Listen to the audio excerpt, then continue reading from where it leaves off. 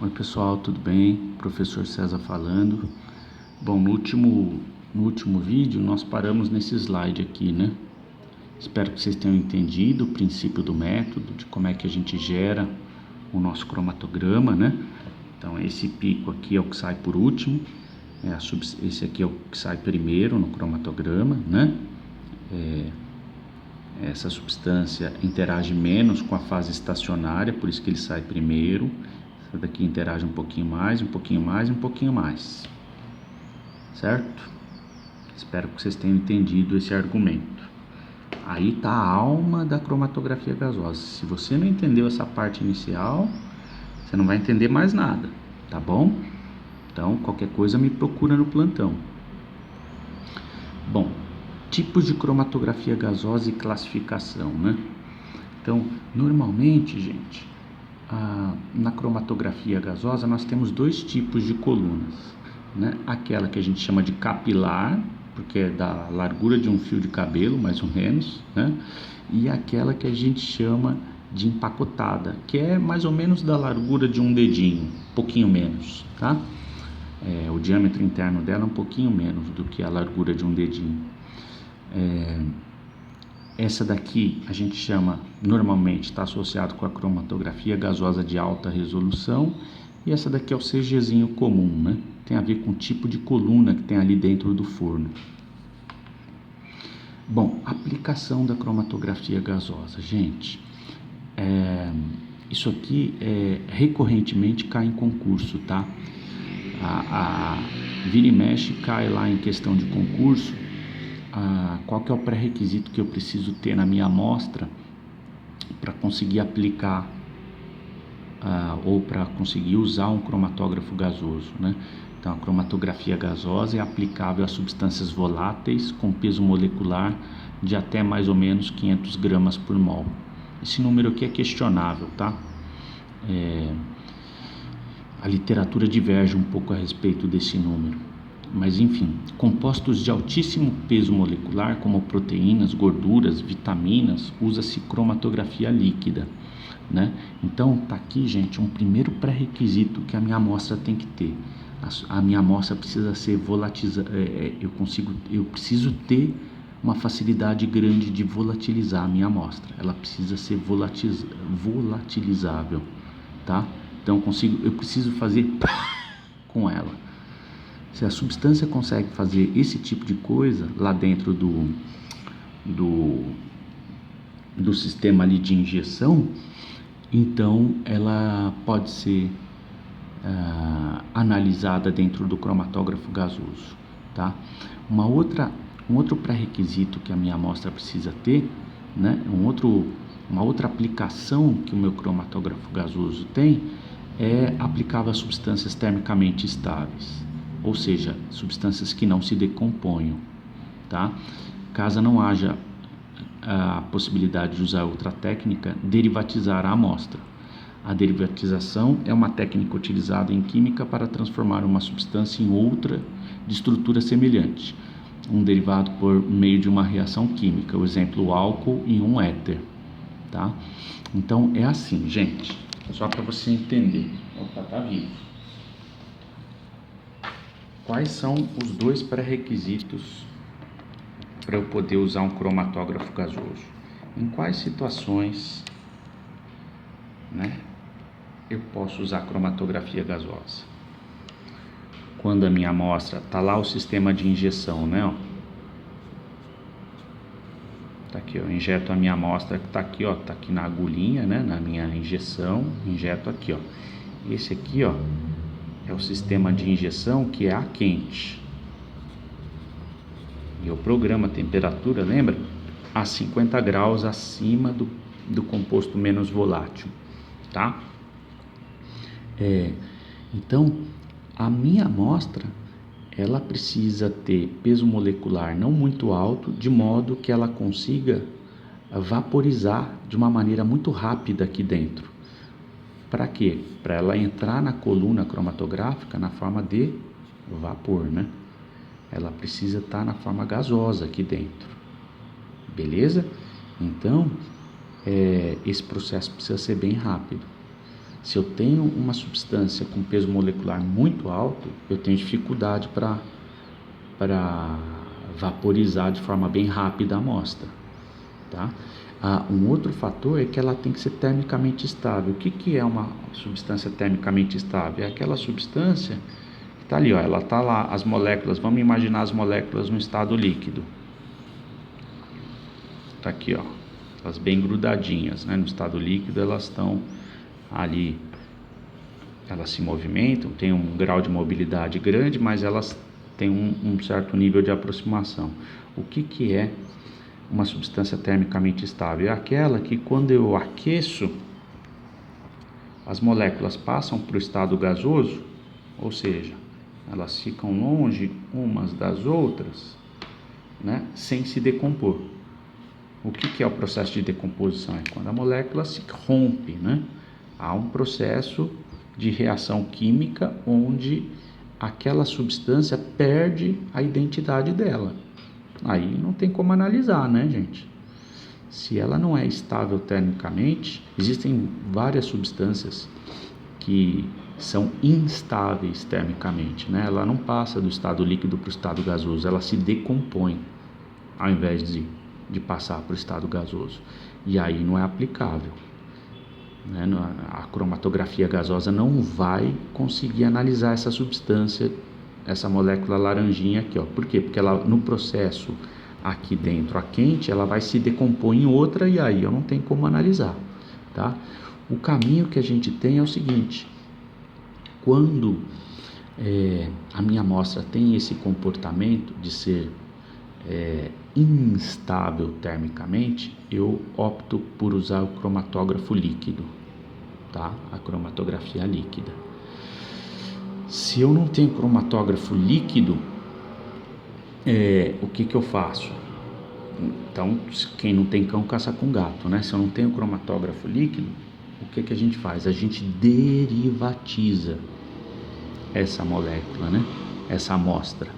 O que é o processo de derivatização? É um processo onde eu vou fazer essa minha molécula que eu quero analisar, eu reajo ela com mais alguma coisa, né? E aí eu converto ela numa molécula estável, que não sofre o processo de decomposição térmica, tá? E aí por estequiometria eu consigo achar essa daqui, ó. Então eu vou determinar essa daqui no meu cromatógrafo, tá? E aí, como eu conheço a estequiometria da minha reação, eu acho essa daqui depois. Beleza? É isso que está dizendo ali no slide. Então, ó, guarda isso, gente. Isso é muito comum de cair em concurso, de cair em prova. Quais são os pré-requisitos que eu preciso ter na minha amostra para conseguir analisá-la dentro do cromatógrafo a gás? São 2 pré-requisitos principais. O primeiro, a substância deve ser facilmente volatilizável, certo? Porque a cromatografia é gasosa, né? E o segundo, ela tem que ser estável termicamente, beleza? Aliás, a cromatografia é gasosa, a gente chama de cromatografia a gás, porque a fase móvel é gás, né? Fase móvel é gasosa. Estão lembrados disso, né? Isso o tio falou numa aula anterior. Muito bem. Bom, a cromatografia gasosa, ela tem muitas aplicações, gente. Então, ela é aplicável à análise de compostos voláteis responsáveis pelo aroma característico de alimentos, análise de açúcares, aminoácidos, desde que sejam volatilizados, tá? Pesticidas, fármacos, etc, etc, etc, tá? Já para proteínas, não, né? Proteína, a molécula é composta normalmente por muitos aminoácidos, né? Então ela é já mais uma molécula pesadona, aí a gente usa a cromatografia líquida. Tudo bem? Bom, parâmetros cromatográficos importantes. Olha só, os parâmetros que normalmente o tio trabalha dentro de um curso presencial são esses daqui, tem mais uns 3 ou 4 que o tio costuma dar no fim do curso, quando estou lá na cromatografia líquida. Mas em função do tempo, não vai dar, provavelmente, para a gente trabalhar com número de pratos teóricos, altura de prato. Resolução, o tio vai trabalhar de maneira qualitativa só, tá?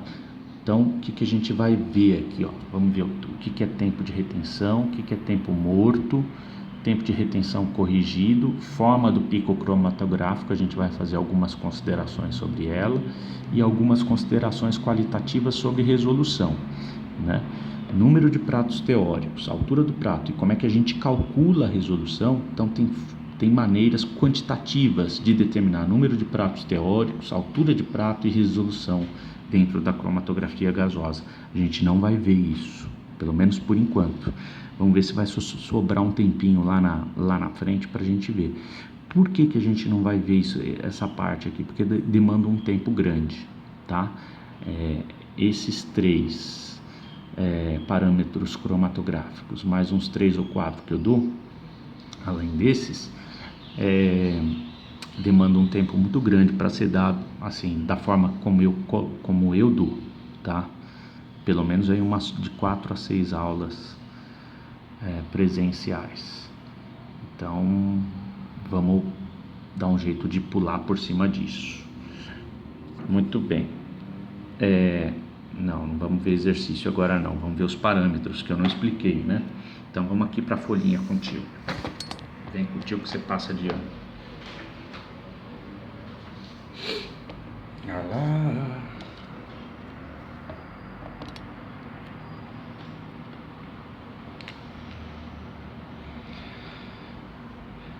Muito bem, o que é tempo de retenção, o que é tempo morto, o que é tempo de retenção corrigido, o que é a forma do pico cromatográfico. Então tá ali, ó. Uma vez que eu apliquei a minha amostra dentro do equipamento, ele está conectado a um detector que manda o sinal lá para a canetinha, e é claro, esse equipamento que o tio está descrevendo é um bem antigo, os novos não funcionam dessa forma, né? E aí é gerado o cromatograma. Tá aqui o cromatograma, quer ver? Ah lá. Tá lá.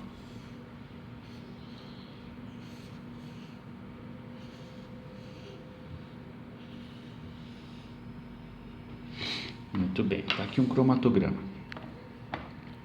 Existem alguns parâmetros cromatográficos que são importantes para a gente entender esse cromatograma.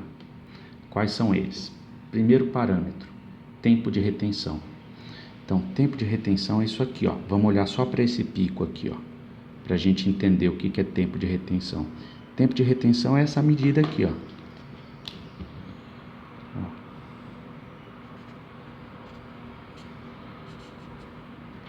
Que a gente chama de TR, tempo de retenção. Né? Qual que é o que a gente costuma analisar dentro do cromatograma? O cromatograma não é feito aqui no eixo X, não é o tempo? É o tempo, ó. O papelzinho está correndo, né? Quanto mais para cá, ó, mais demorou para sair a substância. Né? Então, esse eixo aqui, ó, é o eixo do tempo, é o eixo X. Esse eixo aqui, ó, é o eixo Y, que tem a ver com a altura dos picos ou a área, tá? A gente pode quantificar essas amostras, quer dizer, esses analíticos, em função da área ou em função da altura. A gente vai trabalhar com área, tá? Então, TR é o tempo de retenção. É o tempo que demorou, vamos supor que começou aqui, né? Ó, vou esticar isso aqui, ó. Então, demorou esse componente na minha amostra, ó. Essa minha amostra tem 1, 2, 3, 4, 5 componentes, né?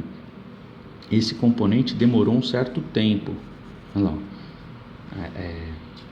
esses equipamentos eles trazem aqui, ó, por exemplo, demorou 2 minutos para sair. Ele demorou 2 minutos para percorrer a minha coluna capilar, certo? Esses 2 minutos está associado com uma certa distância no meu cromatograma, que eu chamo de tempo de retenção. Tá? Muito bem. Ó, o que é esse piquinho aqui, ó? Isso aqui, ó, essa distância aqui, que é o meu primeiro, é a distância da saída do meu primeiro piquinho, eu chamo de tempo morto. Tá? O que é o tempo morto, gente? Esse tempo morto a gente chama de tempo de retenção da fase móvel, né? O que acontece? No processo de injeção, deixa eu ver aqui, ó. Quando eu injeto a amostra, aqui, ó, é como se esse processo de injeção gerasse uma perturbação aqui dentro da minha coluna, né? E essa perturbação, ela não tem interação com a fase estacionária, né? Mas ela percorre toda a coluna, e quem faz essa perturbação, né? E essa perturbação percorre toda a coluna com a fase móvel. Então é meio como se essa perturbação ela é sentida lá na frente, né? Então ela gera um piquinho aqui, ó. Na hora que o processo cromatográfico começa aqui, ó. Aqui eu injetei, pum, né? E aí essa perturbação percorre a coluna e ela sai aqui, ó. Ela é sentida lá na frente. Então dá esse primeiro piquinho que eu chamo de tempo morto, tá? Tempo morto. Agora, e o que é tempo de retenção corrigido? É isso aqui, ó, que eu chamo de TR'. Deixa eu colocar ele aqui, né? Tempo de retenção corrigido. Tá? O que é a TR'? É o tempo de retenção menos o tempo morto. Tá bom? Daqui a pouco você vai entender para que servem esses parâmetros. Estou só introduzindo conceitos. Então, para cada pico eu tenho um TR e um TR', né? Então, você pegar esse componente da amostra, qual que é o TR? É essa distância. E o TR'? É essa distância. É o tempo de retenção menos o tempo morto, né? Para isso aqui é a mesma coisa. Qual que é o tempo de retenção desse componente? É essa distância, né? Que deve dar aí por volta de uns 3 minutos e meio, mais ou menos, né? E essa distância é o tempo de retenção corrigido. Beleza? É sempre aqui, ó, no meio do pico, tá? Então aqui vai ter um TR', TR', e aqui, ó, TR'.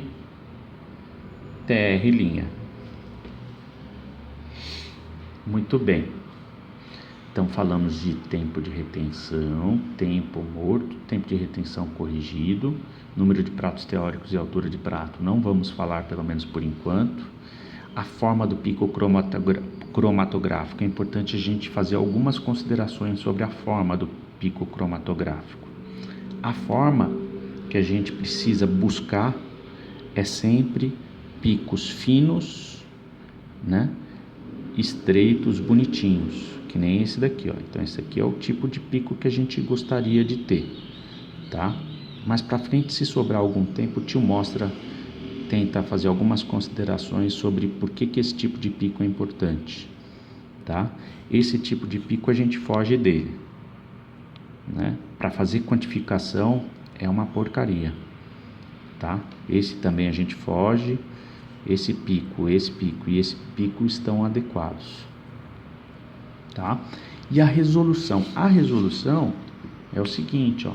Para eu conseguir fazer análise quantitativa, eu preciso calcular a área desses picos. E aí eu faço uma correlação da área com a concentração.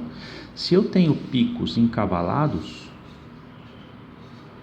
assim, ó, ou seja, com baixa resolução, né? Eu não consigo fazer análise quantitativa de maneira adequada. Porque, né? Qual que é a área desse pico aqui, ó? Não sei, ele está encavalado nesse. A resolução está baixa, tá? Eu não tô conseguindo enxergar. O conceito de resolução está associado com o conceito de enxergar separadamente, né? Conseguir discernir uma coisa da outra. né? Então, quando a gente olha para esse meu cromatograma, ó, eu tenho boa resolução entre esse pico e esse pico, eu tenho boa resolução entre esse pico e esse pico, entre esse pico e esse, né? Tudo bem? Mas tem um jeito de quantificar isso, tá? Inclusive, às vezes você tem esse pico aqui, ó, tá encavalado? Não, ele tá com uma resolução até que boa. Tem formas de quantificar isso. A gente não vai ver, pelo menos por enquanto, tá? Beleza? Acho que todo mundo entendeu os conceitos iniciais de uma forma adequada, certo? Vamos lá, então. Bom, aí tem exercícios que a gente não vai fazer porque a gente não viu número de prato, nem altura de prato, nem nada disso. O que acontece? O que é legal da gente entender da cromatografia gasosa, né? Ela costuma ter grande resolução, conseguindo separar misturas altamente complexas, né? Muitas vezes de mais de 200 componentes em uma amostra. A resolução é definida como a medida de separação de dois componentes consecutivos e é um importante parâmetro de qualidade de um cromatograma. Resolução de 1,25 ou mais indica que os picos estão separados o suficiente para fazer análise quantitativa. Bom, esse tipo de coisa o tio também não vai explicar aqui agora. Existe uma forma de mensurar a resolução, né, de quantificar isso, mas não faz muito sentido a gente ficar mexendo com isso agora, tá? Eu vou dar prioridade para outros aspectos da cromatografia. Então tá aqui, ó. Resolução ruim. Ixi, você não vai enxergar isso nunca. Vamos ver se melhora aqui. Resolução ruim, continua ruim, aqui já começa a ficar boa. Ó, tem como atribuir um valor para isso, mas deixa para lá, né? Resolução ruim, tá melhorzinho um pouco, tá boa, mas ó, o formato do pico tá muito ruim, né? Enfim, esses parâmetros de resolução, parâmetro, por exemplo, de número de pratos teóricos, eles me ajudam a ter uma medida da qualidade, por exemplo, da minha coluna, se a minha coluna está nova, se a minha coluna ficou velha. Então, quando é que eu troco a coluna? Como é que eu sei quando a coluna ficou velha, né? Eu uso esses parâmetros cromatográficos para monitorar a minha coluna, tá? Todo dia tem como monitorar ela, né? Mas também nós não vamos ver isso. Ó, então tá aqui, ó. Picos assimétricos e mudanças drásticas nesses parâmetros indicam degradação da coluna, ou seja, eu preciso trocar ela. Mas deixa para lá, vamos passar por cima. Vantagens e desvantagens, né, da cromatografia gasosa. A cromatografia costuma ser rápida, né, tem altíssimo poder de separação de várias classes de compostos em uma análise, tem uma sensibilidade muito boa, né? Pega ali da ordem de ppm, ppb, facilidade de registrar dados e variedade de detectores, tá? Eu tenho uma ampla variedade de detectores. Desvantagens, né? É uma técnica que possui restrições, aplicável apenas a amostras voláteis e compostos termicamente estáveis. E eu preciso ter muitas vezes técnicas auxiliares para identificação, tá? Mas de modo geral a gente costuma ter muitas vantagens na cromatografia gasosa. O que a gente vai fazer agora? A gente vai fazer o detalhamento técnico, né, do sistema cromatográfico. Então nós vamos pegar cada parte ali do cromatógrafo e vamos detalhar ela. O tio vai mostrar rapidamente esse detalhamento cromatográfico, mas vai ter alguns vídeos que o tio vai deixar para vocês darem uma olhada, onde os vídeos eles vão mostrar detalhadamente. Muitas vezes o vídeo fica muito melhor que a explicação, né? Acho que um complementa o outro, mas assim, vai ficar muito claro lá, porque o vídeo ele é dinâmico. Aqui a gente vai explicar em cima de figuras, né? Quando você vê a dinâmica do equipamento acontecer, fica muito mais simples. Mas aí, olha só, como está dando 25 minutos, eu vou deixar para detalhar o sistema cromatográfico no vídeo posterior, tá bom?